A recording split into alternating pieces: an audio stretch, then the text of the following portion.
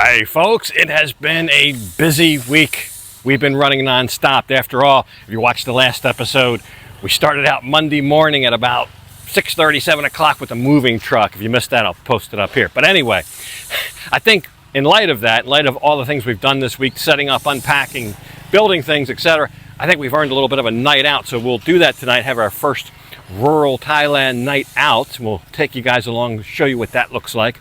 But there's a couple errands still we have to do today before we get to that. It's only in the morning now. We've come to Nopadong Sidecar, Nopadong Rayong Sidecar.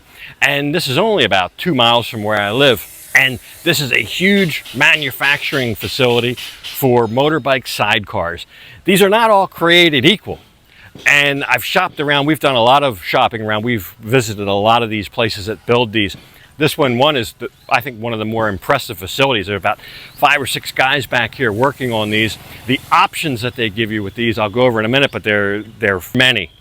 And the other thing is the engineering and the quality of the construction. These are not all created equal, like I said. Some of these are thrown together. We got prices up in Korat, where Lan's from, on our last trip for as little as 7,000 baht. This is going to be more like 16. I'll break that down for you, 16,000 baht. But of course, you bring your own motorbike. And in this case, it's going to be a new role for the Honda Wave. I was going to do something else different with this Honda Wave, but when we decided to move here, I thought it would kind of fill a great role in this aspect, being a sidecar. And everybody uses these here. The traffic is very light. It's rural, as I said. These aren't really allowed everywhere. If you live in a busy place like Pattaya, you probably wouldn't be an option there. The police might have something to say. But here, everybody uses them. They're ubiquitous. Almost every household has one. And they're very handy for hauling things, moving people. The Thais call them family movers, etc.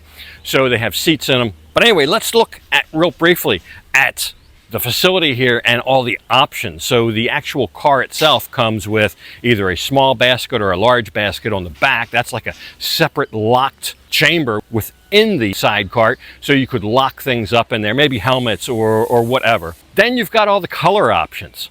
So once you choose whether you want the small or large basket, you can pick either a silver or blue or black. In my case, I'm getting the black. All the metal will be black. And then you got to pick your roof material. And the roof, I'm getting blue. And they've got all these laid out here for you. They're all hand stitched right here. Everything's made here from start to finish. There's no imported parts, I don't believe. You might buy things like the third wheel, things like that need the wheel and tire. But the entire sidecar is kind of manufactured here. There's guys back here welding, grinding, all that stuff, drilling. So then the seats, there's a whole bunch of different, not fabrics, but materials, I just call them, mostly like vinyls for your seats. And the standard ones are like a solid color, and they come with the basic 15,500 baht asking charge for the sidecar, but we're getting a 400 baht option, which is, I think, a little bit more sturdy of a material, has a little bit of grain and texture to it, and I like the color. So we're getting that. To paint the sidecar black was a 300 baht option, so under 10 bucks for that. I just thought it would be too much blue, and I didn't really like the silver. Because the bike's blue, we're gonna have a blue roof, we're gonna have gray seats, and the floor, there's 3 different floors, we're gonna have a blue floor. So blue, black, that's kind of the color scheme, I guess. That's what we've picked out. We've got to leave the bike here for a week. So a week from now, we'll come and pick it up and we'll pay for it. And we'll have our saling, as Thais call them. This is called a saling, a 3-wheel family conveyance, a motorbike with a sidecar.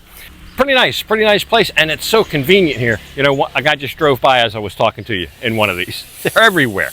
So I feel like we have to have one, and it is going to be convenient going to the markets and things like that. Lan can saddle up, and it's almost like having the pickup truck version of a motorbike. Anyway, we got something else to do. For that, we got to go home, switch vehicles, and then go to the next place.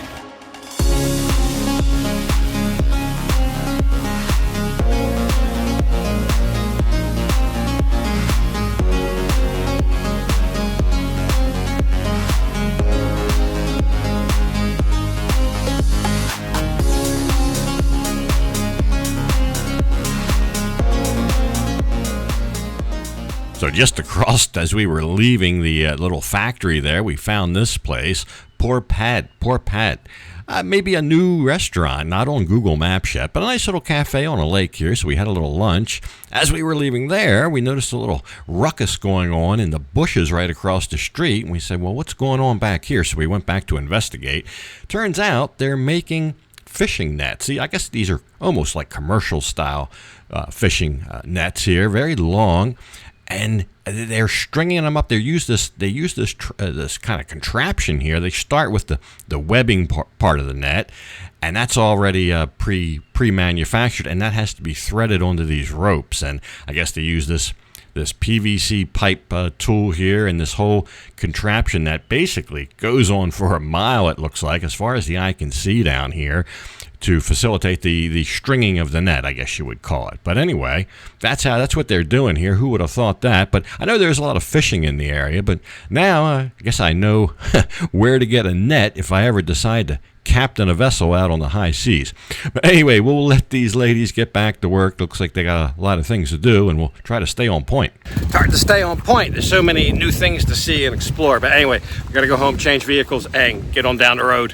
So we're back on point. We went home, we changed vehicles. I'm in the truck. So the reason I had to do that is because we had an incident with it about 2-3 weeks ago, kind of right in the midst of the move.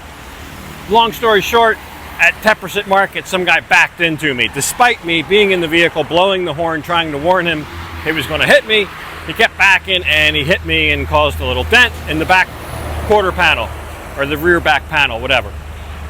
It's not big, no injuries. It was a very, very minor accident. We made a cash settlement at the scene of the accident, and I did go get an estimate the next day at a body shop in Pattaya. So I called my insurance and I did a claim through them just to use their shop. Even though I pay for it, I can still use their preferred shops and get their preferred rates. And the rate that I got, the estimate I got, was more than fair, I thought. The shop looked good. But it's all the way up dark side Pattaya, close by the school out there. It's too far from here. I want to see if I can get it repaired down here. I wasn't in the position to leave it off there and get it repaired because I needed the truck almost every day during that period. But now that we're moved in, I can do 3 days. Well, at least that's what they told me at that shop, that it would be 3 days. Who knows what this will be. But a whole new estimate here. This is another shop from my insurance. They have all the insurances listed that they service on their sign, and we'll get an estimate. That only took about 2 minutes at the last shop. We'll see what it is here, and we'll see what their rate is, and I'll compare that with the rate that I got at the other place, and we'll see. And if it's a good rate and we get a good feeling, we might just leave it here and let them start working on it. So anyway, not a big deal, but still it's just something I want to get fixed. Kind of a nasty looking little gouge right in the fender where the line comes around. So anyway, this place is called My Friend. It's probably about 5 miles from where we live. It's out on Sukhumvit Road going toward Rayong. And it looks like a very reputable place. They have a really cool paint booth. I saw this on their website. Oh, I think it was the link that the insurance company provided me. They had a real state-of-the-art paint booth and all that stuff. So it's as good as any, I guess. Right, so I showed you the dent, the damage there. Go ahead and venture a guess. Let me know in the comments real quick what you think that would cost to fix. I'll tell you in a minute here. This was one thing, though, that it's rare. They said they couldn't get to me until next month, so I was unable to leave the vehicle there. But usually something here, if you need something, they can do it right then or in very quick order, but not this. They were very busy at the shop. So anyway, we'll take the estimate and get it done whenever they're ready. It's no rush. I think all the hard work that Lon did this week, she's been as busy as can be. I think she's earned a durian, so we'll stop on the way home and get one of those for her. But anyway, the estimate was 4,500 baht, so that's right about at about 150 US dollars, let's just say. And I think they gave about the same time frame, about 3 days, once they are ready to start it. But anyway, all the unpleasantness is done for the day, all of our tasks and errands. So it's getting close to sunset. We can venture out under partly cloudy, drizzly skies here, and finally have our evening out to cap off the week. And it's going to be right here at a place called Ban Chon.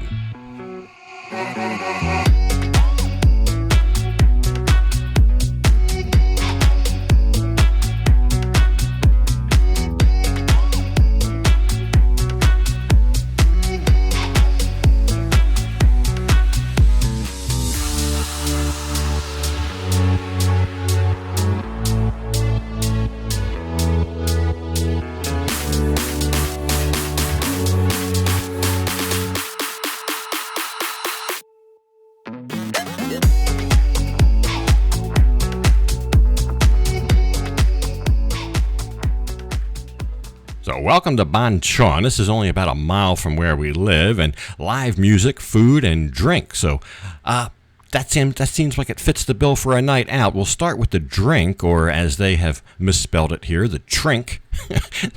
Anyway, check this out. Tuesday, Wednesday, and Thursday, they sell Chang beer by the glass for only 20 baht. That's about 60 cents. You're not going to find that in Pattaya, I tell you that for sure. On Friday and Saturdays, in lieu of that, they have what's called the beer buffet, where you pay 249 baht, and it's just all you can drink between 6 and 12. That's 6 hours of pouring beer down your gob. I tell you, I know some people that could get their money's worth at that, believe it or not. I'm not sure I could. I'm not a big beer guy. But also, food. The food was good, and all reasonably priced between 80 and 120 baht a dish there. And everything was good. The food was good. There's a lovely lady cooking back in the kitchen, and live music, as I alluded to. I tell you, we enjoyed this so much that for our night out, that the following evening, we had our first guest actually come and visit us, and we decided to bring them here. So there you go. We were here actually 2 nights in a row. It was different entertainers each night, but the same food, drink, and frivolity. So only about a mile away. What's not to like? All sorts of food. Mostly Thai food. So you never know what you'll find out in rural Thailand. Never ceases to amaze me. There are some differences, though, maybe both good and bad. I mean, for one, good. Generally, the prices are cheaper out in the sticks. But the bad, you may have to share your table with maybe some uninvited guests like we had here this evening. The first one here, he couldn't wait to join us at the table. And then there was this guy. I saw him hop right underneath the beverage cart. I don't know. I think he was just chilling out down there, enjoying the music. So we'll leave him alone. But that's what you'll find. There was also a couple cats around. But anyway, hope you enjoyed the episode. Something else next time. But for this one, I'm going to have to go ahead and leave it off right here. And as usual, I'll thank you for watching. And until next time, bye for now.